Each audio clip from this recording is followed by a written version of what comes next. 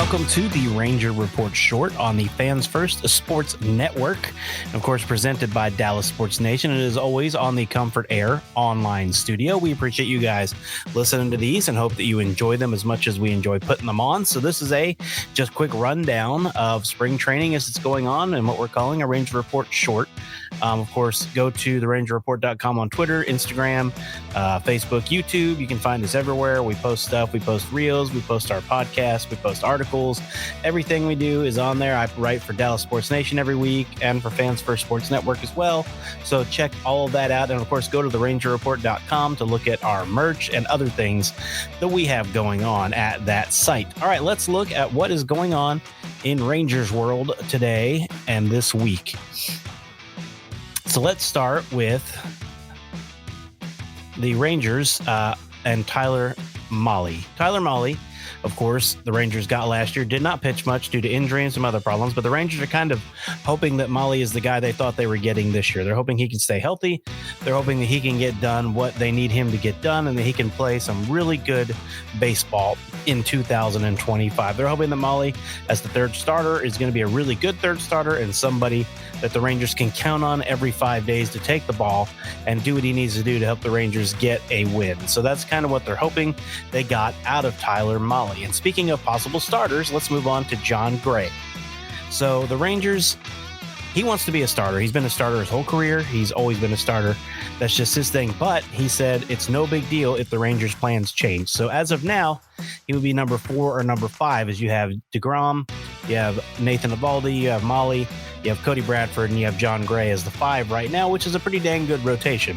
If Bradford plays anything like he did last year and Jon Gray plays anything like he did last year, you're looking at a pretty dang good rotation right there. But of course, they kind of want to work Kumar Rocker into the rotation as well. So we'll have to see what happens with Kumar and Jon Gray and what they decide to do eventually with Gray, whether it be in the bullpen or whether it be as a starter. So it's going to just kind of depend on how everything goes. All right, let's talk about the man of the hour that everybody wants to talk about, Jacob deGrom. Jacob deGrom said he felt really good after his first pen in camp. He said, I'm in a really good place. He feels healthier than he has in a very long time after his second Tommy John surgery. He's fully recovered. Of course, as we know, he pitched a little bit at the end of the year last year, but he is ready to go. He wants to throw 200 innings this year. We'll see if that happens, or not 200 innings. I'm sorry. He wants to make all of his starts, all of his 32 starts. We'll see if that happens.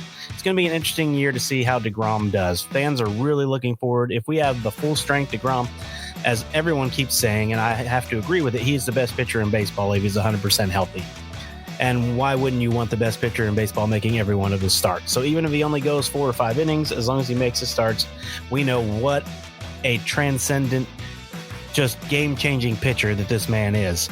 So you kind of hope that happens, right? You kind of hope that Jacob deGrom makes all his starts, that he stays healthy for the whole season, and that he has a fantastic year. So hopefully that is what happens for Jon Gray and the Texas Rangers. Let's look at who the Rangers picked up to add to bullpen depth this week, which is former first-round pick Luke Jackson. He's coming to help bolster the bullpen, pitch somewhere there in the middle. He is obviously was drafted by the Texas Rangers. He's back with the Texas Rangers now years later, and they're hoping that he is an addition that they can really count on during the 2025 season. They did need a little more bolstering in their bullpen. Luke Jackson is definitely going to help with bullpen bolstering. And speaking of that, bolstering the outfield, Evan Carter believes that his back problems are in the past, and we hope so. He had mentioned that last year he tried to play through it. They said they just wanted him to swing like he did during 2023, and he finally admitted to him that he couldn't because it was too painful for him to be able to swing the way that he did in 2023. That's a problem. They finally shelved him to let him heal.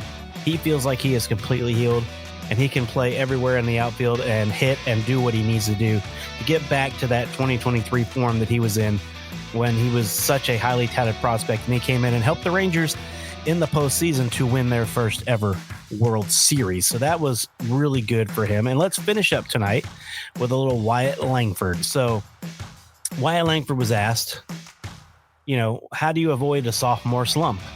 And he gave the answer that probably most of us would. I have no idea. I guess you just play good. I don't know. Which is a really funny thing to say. So Langford, yeah, obviously, jokes aside, if he plays like he did in September of last year, he those are like MVP numbers, right? He was the American League Rookie of the Month and Player of the Month in the same month of September, on a team that was going nowhere, by the way. But he played so good that they couldn't not give him Player of the Month and Rookie of the Month. So Wyatt Langford, I'm looking forward to a full season of him. Hopefully he stays healthy the whole season. Probably your everyday left fielder if he does. You'll have Carter in center along with Leody Taveras and Adolis in right. That outfield is going to be very, very good if those guys can stay healthy for the whole season. And that will wrap it up for the Ranger Report Short. I hope you enjoy these episodes. Let me know if you do. The Fans First Sports Network and Dallas Sports Nation. This is the Ranger Report Podcast Short. Deuces.